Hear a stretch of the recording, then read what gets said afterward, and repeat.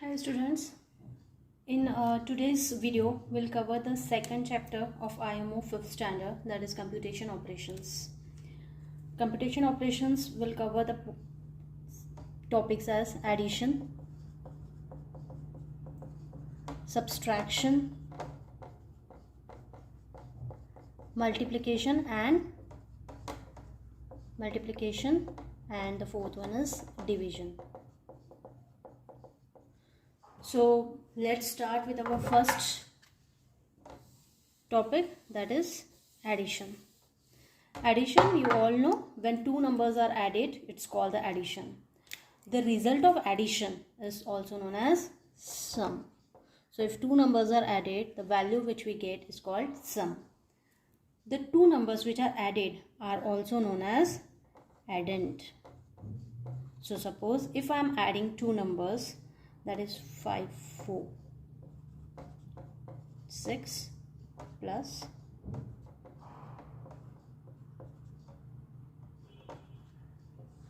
the value I'll get is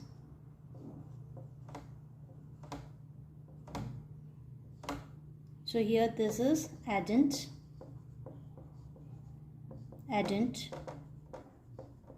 and the result which I have got by adding these two numbers is sum. Okay, there are a few properties of addition which we should remember. It's very easy and it will help us to solve the problems. Properties. The first property of addition is we can add the addends, the two values or one or more than two values. If we are adding it together, so this addends, we can add it in any order. No order rule is followed. If we add if we add 2 3 0 1 2 1 3 with this or in a reverse order, in both the cases we will get the same results. So no order rule is required. No order is required when it comes to addition. We don't need to follow that.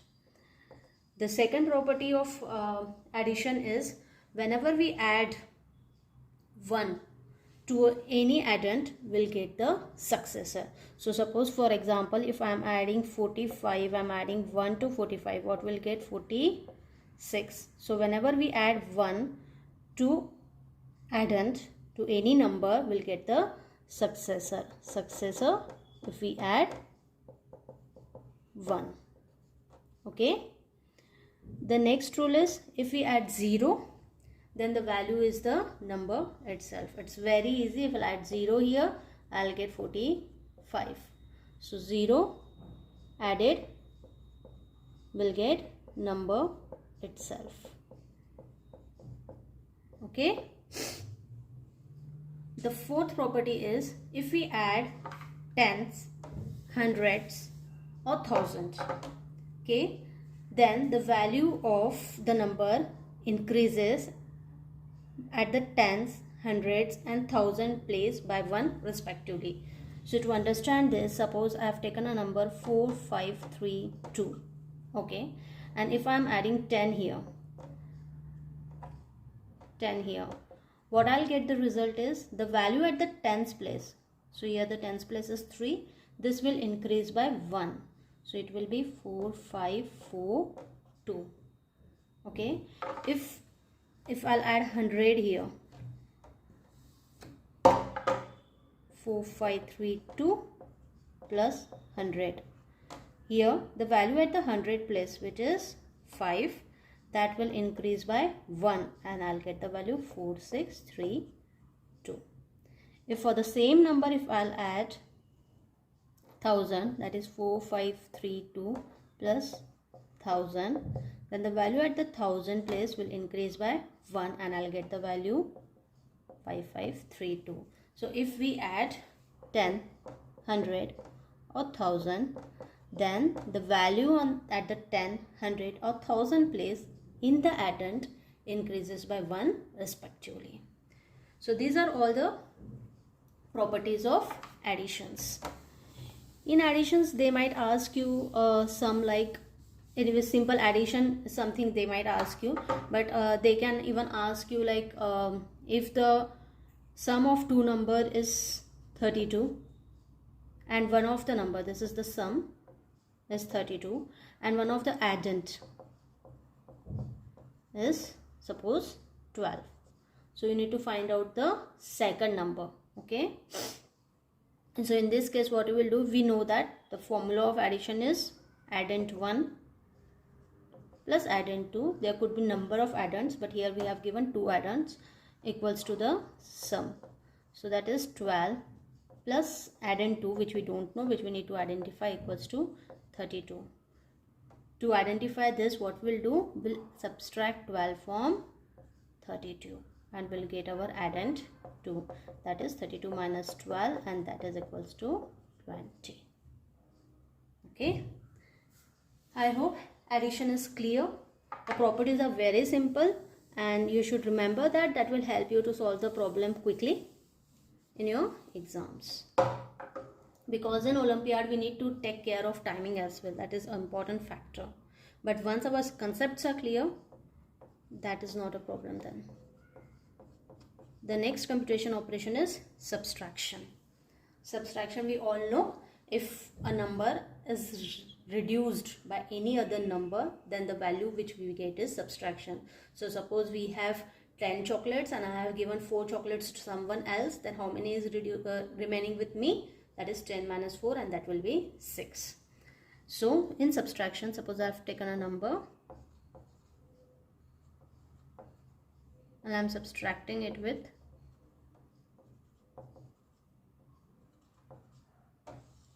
what I'll get is 2. So the number from which we are subtracting, the other number is called the minuend. Okay, this words you should keep in your mind, because they might ask you questions with these words and you should remember what is minuend, what is subtrahend, what is addend. All these words you should remember. The number which we are subtracting, from another number is called the subtrahend. And the result which we are getting, in addition the result which we are getting was called as sum. In subtraction, the result which we are getting is difference, because it is the difference between these two numbers. What we are doing is we are actually calculating the difference between these two numbers. So this is the difference. Okay, then similar to addition, we have some properties for subtraction. We'll go through the properties here.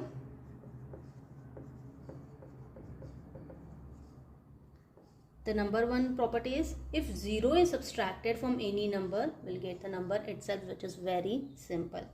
If I have 10 chocolates, I have not given anything to any of the chocolate to anyone, then I'll have 10 itself. So if 0 is subtracted,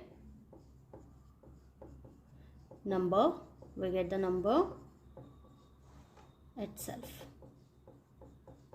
Okay, the second is,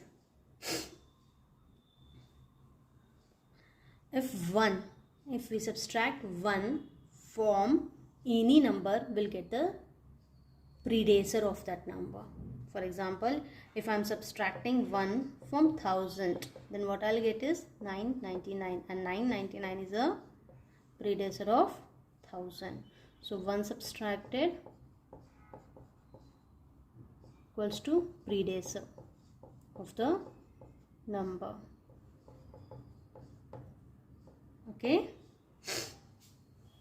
if the minuend is equals to the subtrahend, if we are subtracting same number from that number, if I am subtracting 1000 from 1000, if minuend is equals to subtrahend, then we get 0, which is very simple. 0 if minuend equals to subtrahend. Again, very simple. The fourth concept, like in addition, what we have learned is, if we add 10, 100 or 1000 with any number, the value at the 10, 100 at 1000 place of the number increases by 1. Similarly, in subtraction, if we subtract 10, 100 or 1000 from any number, the value at the 10, 100 or 1000 place of that number reduces by 1 respectively. Okay, so suppose I have taken any example, like I have taken 3, 4, 2, 5 and I am subtracting it by 10. What I'll get is 3, 4, 1, 5, which is very simple. Again, if the same number, if I am subtracting by 100, what I'll get is 3, 3, 2, 5, and this goes with 1000 and it will be 2, 4, 2, 5.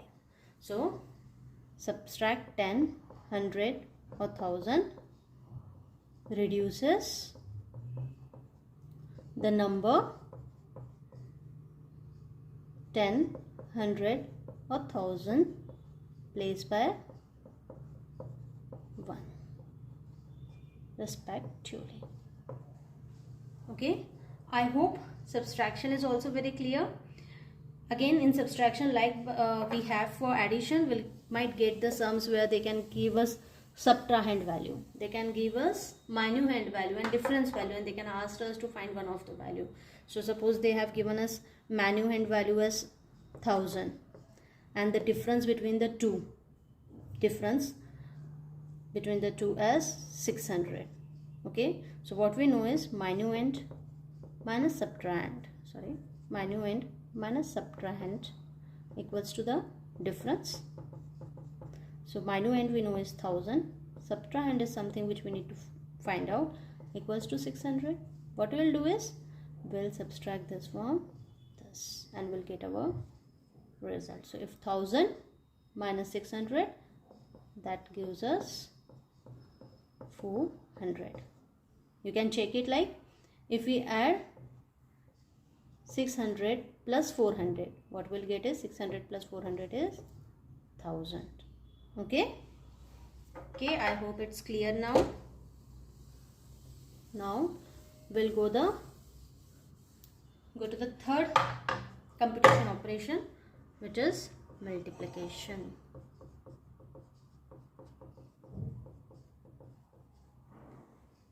We all know how to multiply the numbers. Okay, the value we obtain after multiplication, the value which we obtain after multiplying two numbers is called product. In addition we call it sum, in subtraction we call it difference, in multiplication we call it product. It's the product of two number. Again, for multiplication we have some properties. Okay, so if we multiply any number with 0, multiply by 0, we know we get the value as 0. If we multiply by 1, we get the number itself. Okay, like addition, multiplication can be done in any order. We don't need to follow a particular order while doing multiplication. Okay, we can multiply 3 into 2, 2 into 3, we can multiply 12 into 10, 10 into 12, but the result will be same, the product will be same. So this is the same for addition and multiplication. No order is required. We can do it any order. Okay, so if we multiply a number by 10, 100 and 1000, okay, then the product which we obtain is 10, 100 or 1000 times bigger. Okay, it's 10, 100 or 1000 times bigger. So to understand it, suppose I have taken a number 3, 2, 1, okay, and I'm multiplying it by 10. What result I can write here directly? I have to just increase this 10 times and the result will be 3, 2, 1, 0. The number is increased by 10 times. Okay, if the same number I am multiplying with 100, what I'll get is 3, 2, 1, 0, 0. The number is increased by 100 times. And similarly, if we go with 1000, 3, 2, 1, 0, 0, 0. The number of zeros will be added here. So the number increases by that many times. So multiply by 10, 100, 1000, increases number 10, 100, 1000 times respectively. Okay, I hope this multiplication concept is clear. Okay, now next move to fourth point which we are covering today, and which is division.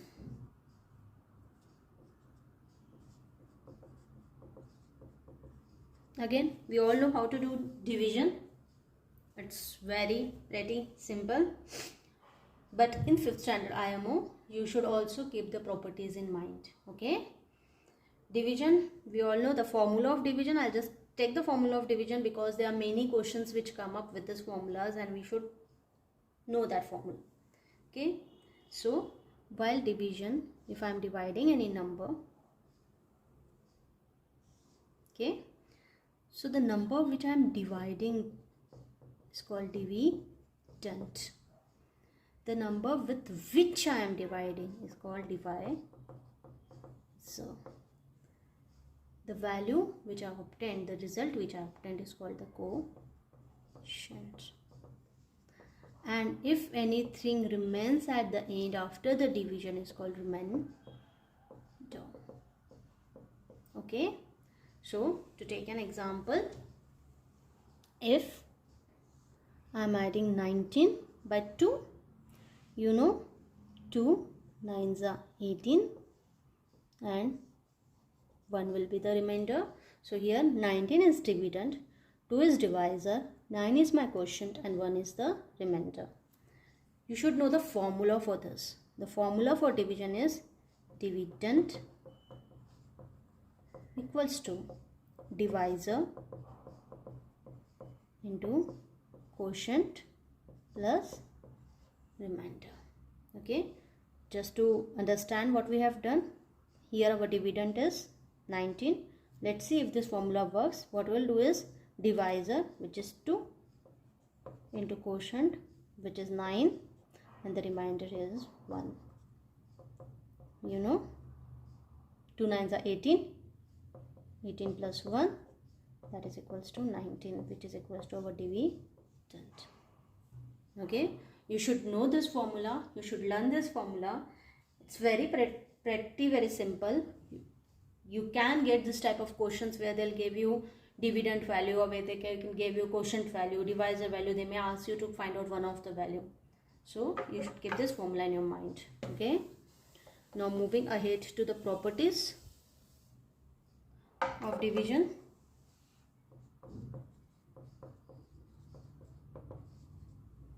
Okay, the first property, if we divide any number by 1, we get the number itself. If I am dividing 19 by 1, so I'll get the number itself as my result. Okay, so the quotient is 19. So if we divide any number by 1, divide by 1,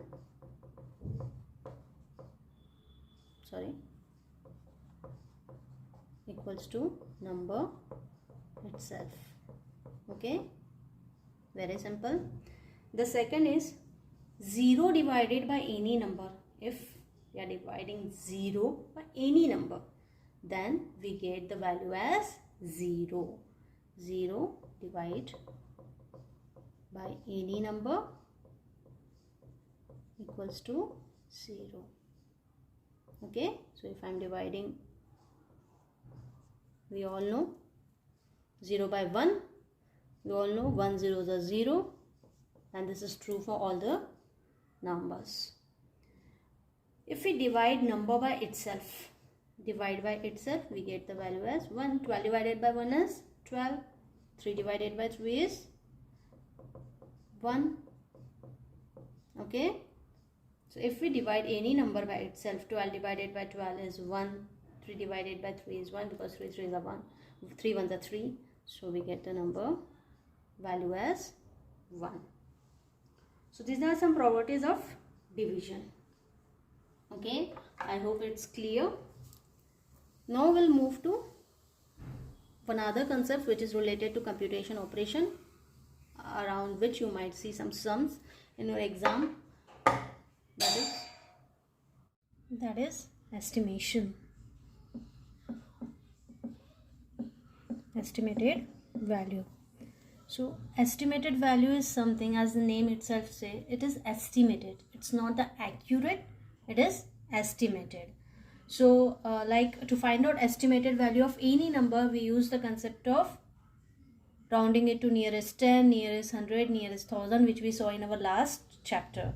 Okay, so the sum might come as, suppose in village A the total population is 75396, and in village B the total population is 45256. We need to find out the estimated population of both the villages, the total population of both the villages. That is the estimated value. We don't have to find out the accurate value. If we have to find out the accurate value, we'll add this to and we'll get the accurate value. But these are mental sums wherein we don't have to do the additions, we just have to find out the estimated value. Now to find out the estimated value of this population of this village, what we'll do is we'll convert this to the nearest 1000. We'll convert this to the nearest 1000 and then see how the addition goes. If I'll convert this 75396 to nearest 1000, we know to convert into the nearest 1000, we'll check the 1000 place, that is 5. We'll check the place next to 1000, that is 3, that is nearer to the lower part, so it will be 75000. And converting 45256 to its nearest 1000, what we'll do is again the same concept.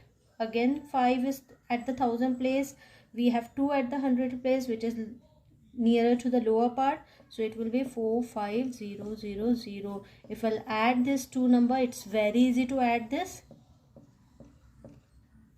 10, okay, that is 12.